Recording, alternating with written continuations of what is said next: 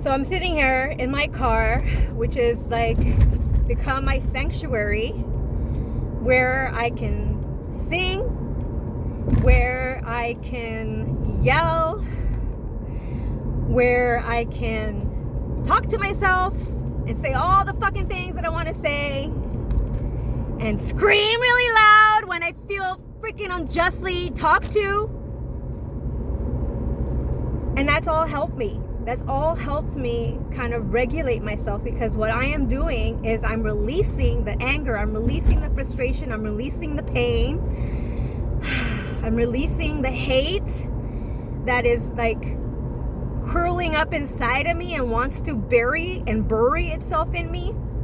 But I'm not going to let that happen anymore, because when I didn't allow myself the freedom to express, it became part of me, and little by little it chipped away at who I was and who I am. And it took me a long ass time to get back to where I am today. And I have learned that waking up in gratitude and in positive affirmations and going to sleep with the same positive affirmations, maybe they're different, they're not the same, but meaning like I do the same ritual. Doing that daily. I've been doing that for the last few months. So starting and ending my day in positive vibe, in the space of gratitude. Oh, please don't do a wheelie next to me, honey. I don't want to run you over if you fall down. Please don't do that. I hate when people pop wheelies. Especially children, when they pop wheelies in the middle of the street. I'm like, don't do that. I don't want to like have involuntary manslaughter. Okay, so I will not even focus on that. It's not going to happen. He will not pop a wheelie next to me. He is just, in this car, just literally cutting me off to get in front of me because I don't want to hit this kid. And this kid has no lights. It's dark. He has no lights, no reflective gear. It scares me. I mean, power to the parents who are feeling confident and letting this child ride around in the middle of the night. Well, it's not even the middle of the night. It's the winter time at 8:18, and he has no backlight, he has no reflective gear, he has nothing that shines that says, I'm here, look at me.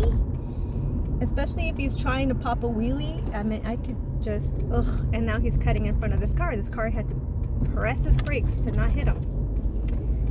Yeah, sorry, very distracted in that moment, but it was a good distraction because it stopped me from thinking about all the shit that I'm feeling right now, all the frustration. I literally got in my car and started screaming bloody murder. Where if anybody heard me, if anybody saw me, they would be like, who's that fucking crazy lady yelling and screaming? Who is she screaming at? And oh my gosh, she's so mean. Oh, what the hell is wrong with her? And I don't care, because it's like if I were to go into nature barefoot and do like a primal scream, that primal scream that just says, I've had enough, let me be, give me freaking grace, like just give me a freaking break. And that's how I feel. Like sometimes I just feel like, oh my god, oh my god, oh my god, oh my god, oh my god, if you could only hear what you're saying to me right now. And I feel such a hypocritical thing when I hear people telling me to stop being a certain way when they're literally being that way with me. It gets so frustrating. And then they have the same audacity to sit there and parent a child when they come off like a spoiled little brat themselves. I'm just like, oh my gosh. And I can only call them out, and I can only say that because I was there. And I know that I still have moments when I am there, because I am not fully 100% always who I want to be. But the difference is that I come and I clean it up afterward. When I lose my shit, or I say something that is out of line or really condescending, or I need it to be right kind of thing, I come back and I was just like, wow, that was so, like, I feel like in this moment, even though I feel just in the way that I responded, it was still not loving and compassionate. And that's not who I want to be. That's not who I am. And that's not how I want to represent myself, because there's no love there, there is no growth there is no understanding, there's no compassion, and there's no unity and connection. And I get so frustrated when I just feel like, wow, you can just sit there and say anything you want, and I can't just sit here and take it. Like, most of the time I take it with a smile, and then I get berated on the fact that I'm smiling because it's a condescending smile, and it's like, oh yeah, now you have this this way about you that you think, oh, it's hilarious. I'm like, I have to laugh at it. I have to laugh at the humorousness of life, right? Because people want to come at you and judge you and yell at you for doing something that they really are doing themselves, that they see themselves doing as well. And they don't know how to see that within themselves, but they can see that within me, and so they want to yell at me about it. And it's just like, wow, like, you're literally a hypocrite right now, because all I see is you being that. But thank you, genuinely thank you for being a reminder to where I still need to go, to where I still need to stretch myself and be more open and aware about. Right? Because if I'm experiencing that in my life, that means that I am not fully being 100% the responsible person who's loving and compassionate all the time with everything and everyone, including myself. And so it's in these moments that I get to pause and think, where am I not being loving, understanding, compassionate? Where am I being a hypocrite? Where am I having double standards, right? And these are all not to be judgmental or critical about it, but just to get curious and to be neutral and say, oh, I see now why I am having this pattern repeat in all aspects of my life, because it's God's way, Spirit's way, Source's way of telling me I'm not on my path. I'm not in my truest, authentic form. So even though I came on here to do a rant and to be right about like how people can be like just mean, like, I'm reminded in this moment, yeah, and where can I go? Where can I go in being responsible? Where can I go in being the creator of my life and choosing the better serving scenario, circumstance, story, like all that stuff. And so when life's, because it's gonna life at you, it really is. Where are you in your love, in your self-care, in your self-compassion, in your power to not point fingers? Because when you're pointing fingers, remember, there's 3 pointing right back at you. So when you're pointing a finger and saying somebody's doing this or somebody's being that, just think about how you're being those people or that thing in 3 areas of your life. I just came up with that. There are probably 3 areas of your life where you could consider looking into and getting curious about where you might be also doing the same thing. And it's in that space that when you can be clear and honest with yourself, that's where transformation lives. That's where breakthroughs are. And that's where peace resides. Your joy, your power. So I ask. And I ask you, and when I ask you, I'm asking myself.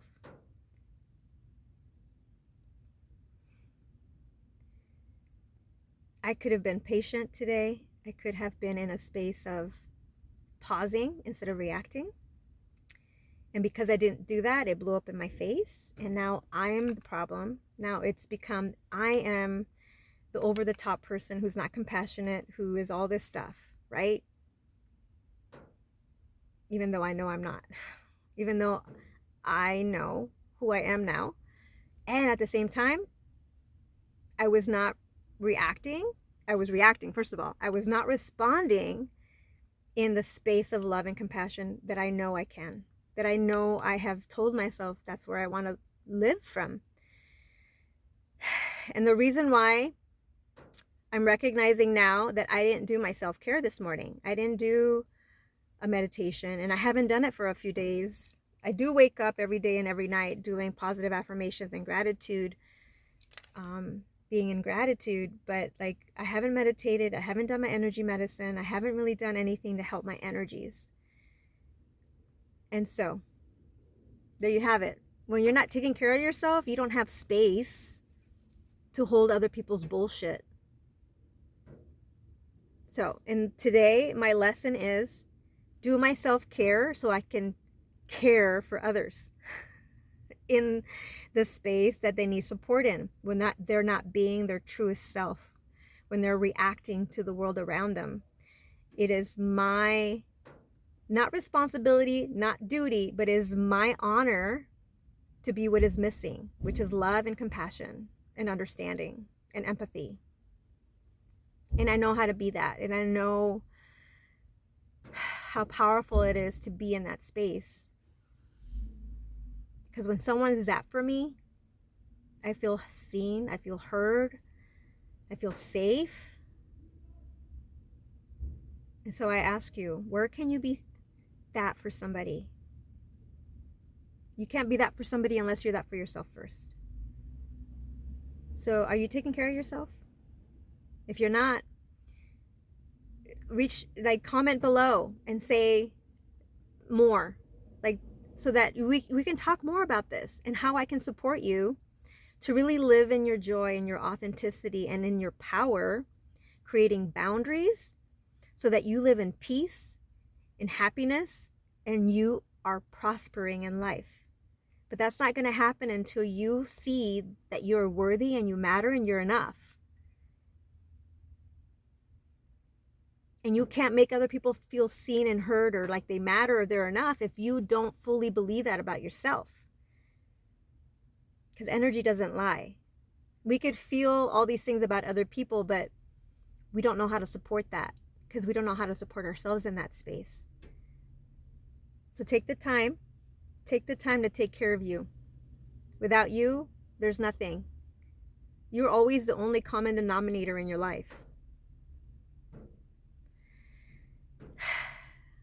So if you're seeing the same pattern with different people, get curious about who's the common denominator here. You. Right? So just be graceful with yourself. Allow yourself forgiveness.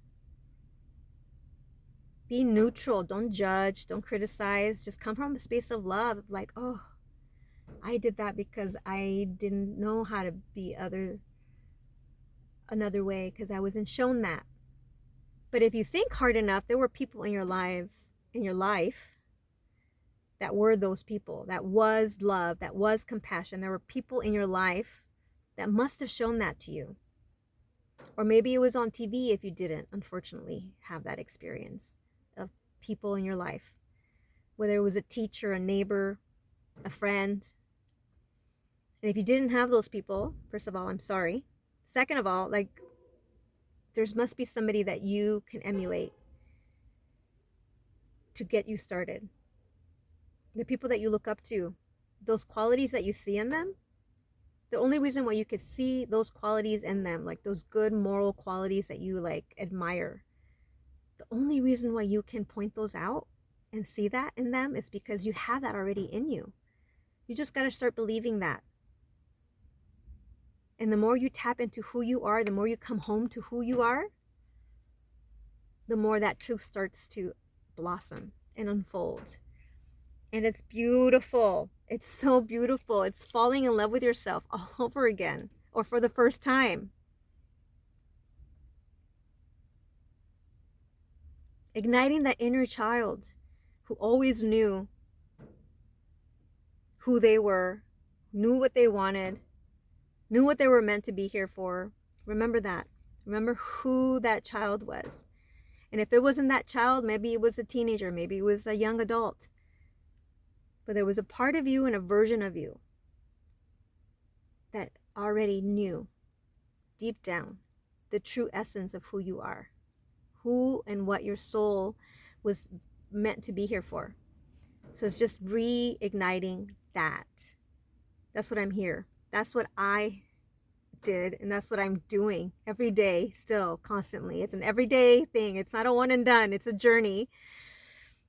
But learning to be graceful with myself, to give myself grace, I should say, and to forgive my trespasses every time, and others every time, and see the lesson, see what it is I'm meant to learn in that moment, what it is that I am still not being.